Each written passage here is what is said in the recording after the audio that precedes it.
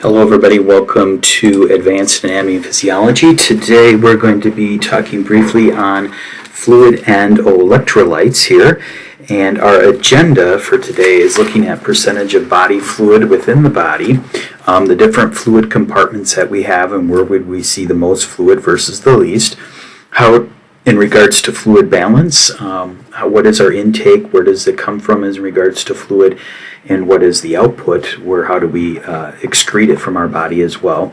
We'll look at water versus solute movement, specifically with water that would be osmosis, and we'll be talking about different solutions around the cell, if you will. We'll talk about the intra and the extracellular fluid composition in regards to the ion or electrolyte composition and what would we find in each of those areas, and then abnormal electrolyte imbalances and what are the consequences of those, and then finally just really briefly about thirst and the mechanism of thirst. So we'll start by just talking about the normal amount of water in a human body. Now this is going to vary amongst all of us. It's more relatively speaking than anything. But for textbook sake and for testing sake, we do have to kind of give you some hard numbers here, if you will, in regards to the normal amount of water you would find in the human body in a female, a male, a baby, and an elderly person. But of course, this will be different across the board. It's like saying that your heart rate is never going to be 80 beats per minute. We give you a range of 60 to 100. So your amount of water in your body will fluctuate amongst both male and females. And so this is not anything that we have to hold ourselves to necessarily, but for testing purposes we do.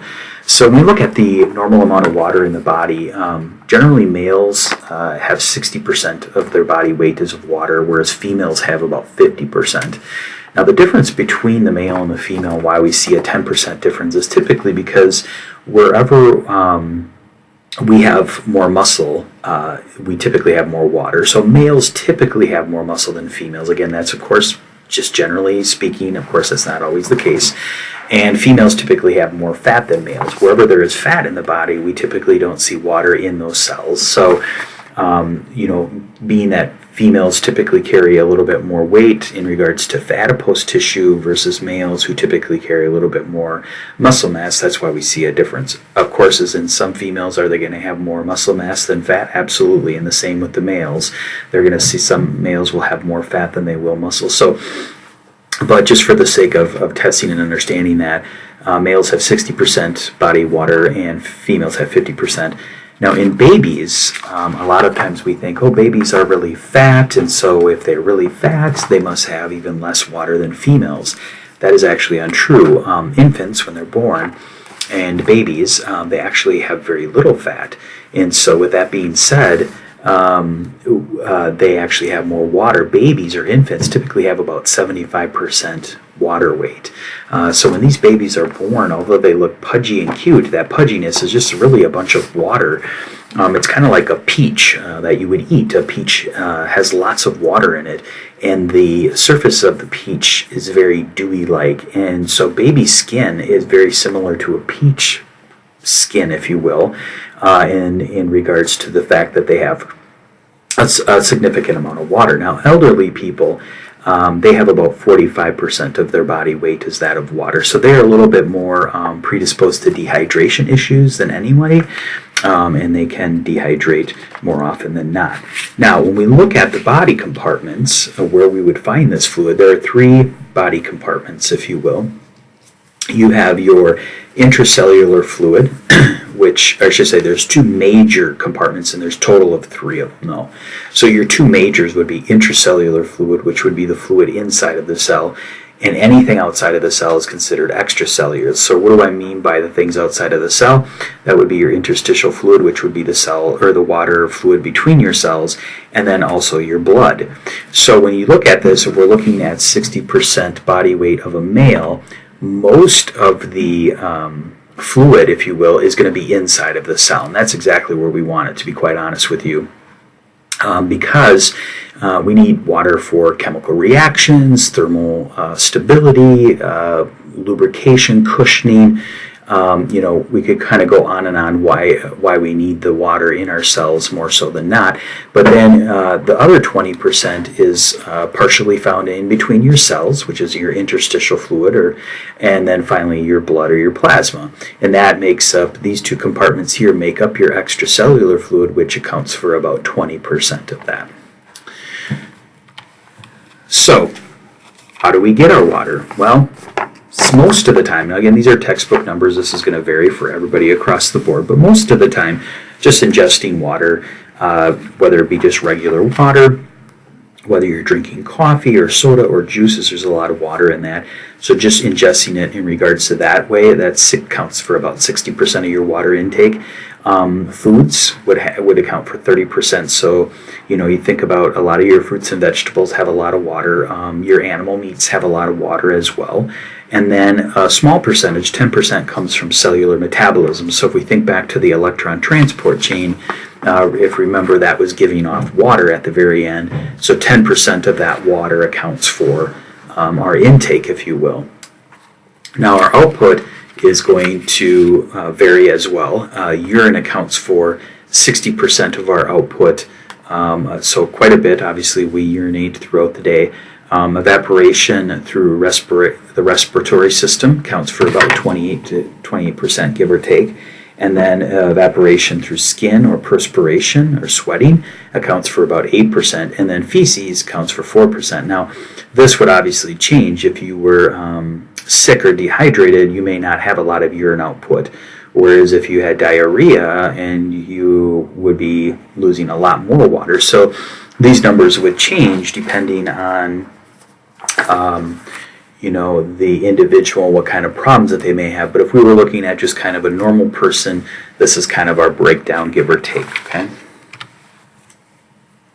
So how do we move water and different things from one body compartment to the other? One is, we go back to our capillary dynamics and talking about hydrostatic pressure and how that was the push part of it, is pushing a lot of things out, especially water as well, in the cardiovascular system. And then we had the opposing force, which was the colloid osmotic pressure. And if we remember, that was the albumin that was pulling water back into the cardiovascular system. So we've got that, if we remember, we have that push and that pull going on with water movement in regards to that. And remember, the purpose of that is to give a little bit of water up into the next body compartment, but also making sure that we pull some of it back in to maintain blood pressure, if you will.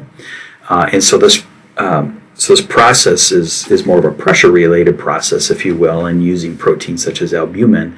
And we know that under non-pressure-related issues, if you will, is the movement of water in the form of osmosis. And solutes do play a big role in how water actually moves from inside of the cell to the outside of the cell. And so with osmosis here, we are really talking about water movement between the intracellular fluid and the interstitial fluid, or the fluid outside of the cell, also known as the extracellular fluid. Whereas like hydrostatic pressure and colloid osmotic pressure, this was movement of water between the interstitial fluid and the blood. So kind of understanding those two things. And so we go back to how solutes play a role in movement of water. We have to really look at these solutions here, which we have hypertonic solution, hypotonic solution, and isotonic solution. These are things that you've been exposed to in general A&P, and I do want to go over them again. They're extremely important, and I will do so by showing you a quick video of me describing this whiteboard here. So we'll take a second to review that, and we'll come back to the PowerPoint. Okay, here we're talking about solutions, and the solution is what the cell is bathed in. It's the watery substance around the cell. It's not inside the cell. And so when we talk about solutions, we're really concentrating on what's the conditions around the cell. What is the solutions around the cell? The inside of the cell does play a role in that, but mainly we're concentrating on the outside. What we have here is the X equals solutes. Remember, solutes can be anything dissolved within fluid. Our blue is going to be our water itself. So we'll first start by looking at isotonic solution. And as you can see here, we have the X's here, solutes, are equal on both sides, and because they're equal, the water is equal as well. Okay, so this solution out here is equal to the solution on the inside of the cell. Because that's the case, we shouldn't see movement of water in dramatic fashion. We see a little bit of water shifting in and out, but not dramatically. Okay, so this is going to be homeostasis right here. And this is what we would desire our cells to be in, is this isotonic solution, because the solution on the outside is equal to the solution on the inside, and we just have a little bit of fluid moving back and forth. Now, that does change if we go to a hypotonic solution.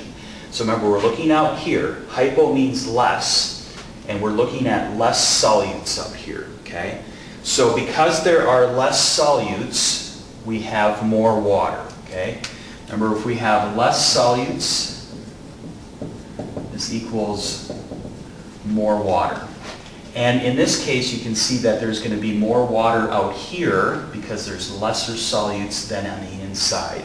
So we should see water molecules moving from high to low concentration gradient. Now when this happens, this is very extreme. This is under not normal circumstances, okay? So if you were to overhydrate yourself, which can happen, the water can shift from the outside of your cells in, because that's the only place it can actually go. Now when we see that in dramatic fashion, when we see this water shifting into the cell very rapidly during this hypotonic solution, the cell begins to swell up, and eventually it can rupture, and this is called lysis when it does so.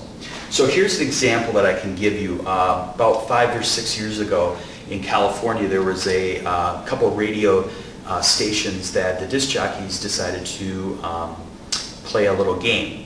And they said, who can hold their pee for a Wii, a Nintendo Wii? So and that's when the Nintendo Wiis were really popular. They had people come in and they had them drink excessive amounts of water and see who could actually hold their pee the longest, and whoever held their pee the longest would win a Nintendo Wii.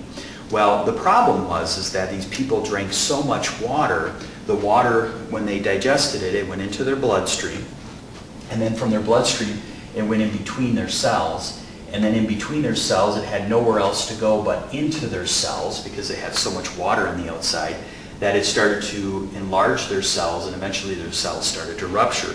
And the cells that were rupturing were their nervous system cells. And as you know, our nervous system cells we can't get back if they are injured. And so actually 2 people died because of this. This is water intoxication.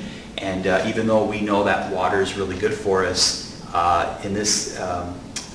anything in large or too much or too less quantities can be dangerous to our life. And that's exactly what happened here. So 2 people died in that situation. So they just had water toxicity, they had water overload here. The water has nowhere else to go but into the cell, which causes it to build up and then rupture. Just think about like filling up a water balloon. Eventually that balloon's going to rupture when there's too much water in there. On the other end of it, we have hypertonic solution. So here, hyper means excessive solutes. Okay, so here we have the opposite. We have a lot of solutes, which equals less water. Okay.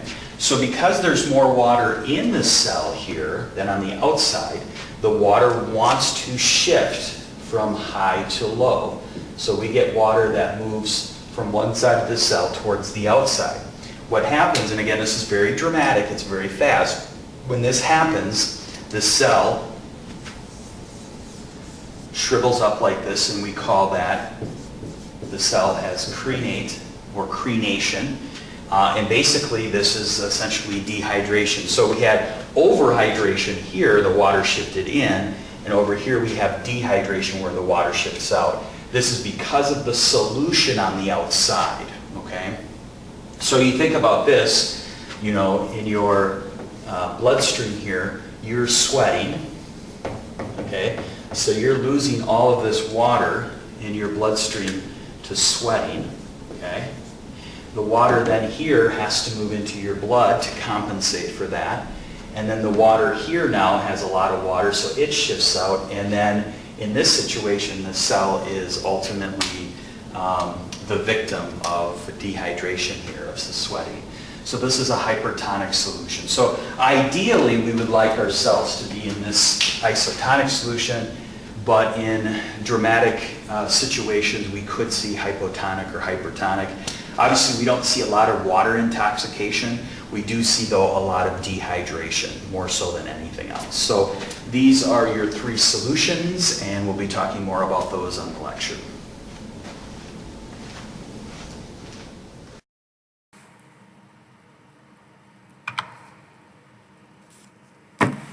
Okay, now we'll look at solute movement and how some of our solutes move. So we just talked about water and movement and osmosis and the different solutions.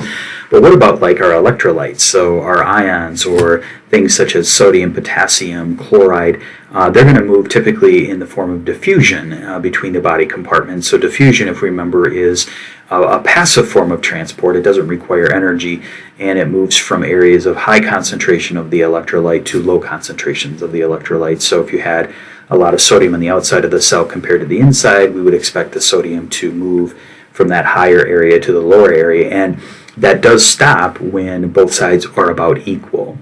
Now, glucose, on the other hand, as an example, is not an electrolyte. So we know this as our sugar. It's a monosaccharide. And so this has to move into our cells in regards to an active transport, which means that it does require energy. And not to get into too much specifics with this, but it does require, it's kind of like it, lack of a better word, it piggybacks on something in order to get into the cell. And that does require energy in order for that to happen. So when we look at these different body compartments that we were reviewing, what would we actually see in each of these compartments as far as like the type of electrolytes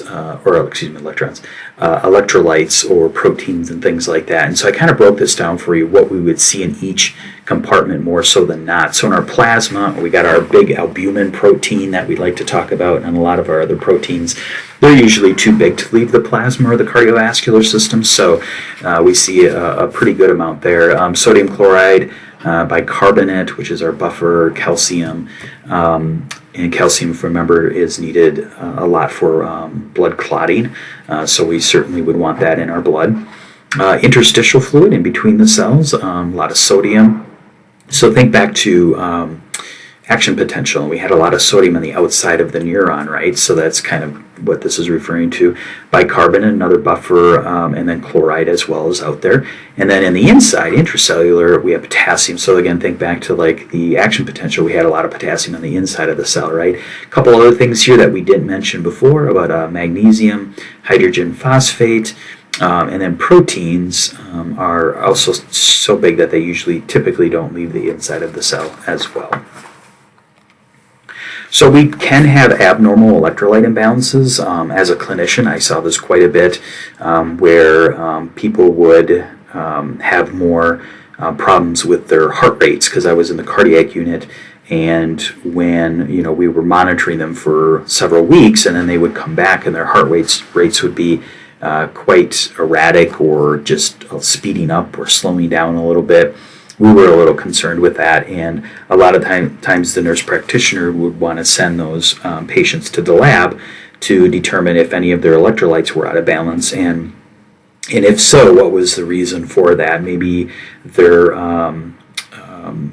diuretic pill or their water pill was too much and they were dehydrated, or maybe they were overhydrated, or maybe something else was going on as well. And so when we look at abnormal electrolyte imbalances, I do want you to look at these next two slides on your own. I'm not going to go through each one of these, and nor do I want you to necessarily memorize everything that you see here, but I do want you to just kind of look at each one of them. I do want you to know what their names are for abnormalities. For like hypernatremia, that's excessive sodium, where hyponatremia is a lack of sodium. Now, these are things that you'll see in the lab too, these terms. And I guess what I would want you to just kind of read through here and just like jot kind of just a couple main points down or in things for both possible causes and consequences of that. Again, don't rewrite everything, but just read it through and just kind of take the most important thing out you think. Do that for potassium, do that for phosphate, and then this last one here, we have chloride, calcium, and magnesium as well. So again, it's not going to be, as far as testing purposes, I don't want you to remember all of this stuff, but I do want you to think about what's the most important thing you probably would want to know from each of these little categories, if you will.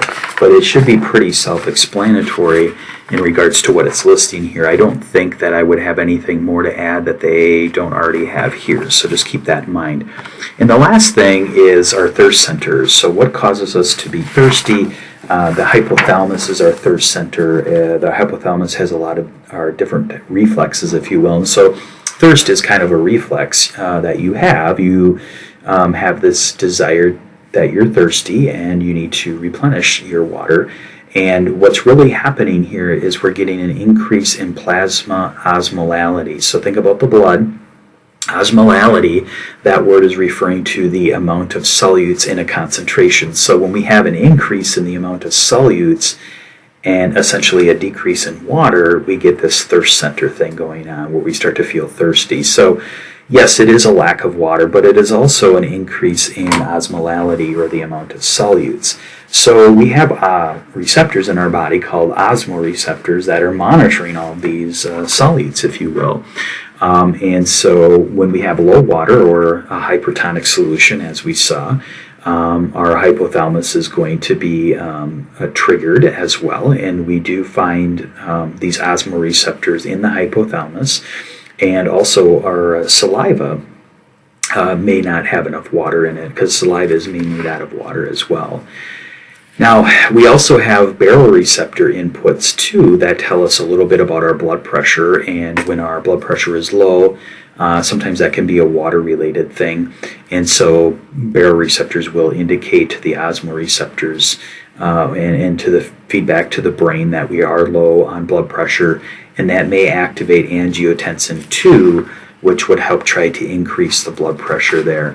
But ultimately, we would want to your thirst center would be activated when these kind of things are happening to try to replenish the water that you don't have and decrease the plasma osmolality. Okay, so this is a pretty short unit or short PowerPoint here in the last fluid and electrolytes, and also acid base is pretty quick too. If you have any questions, let me know, but this will help you with the lecture material.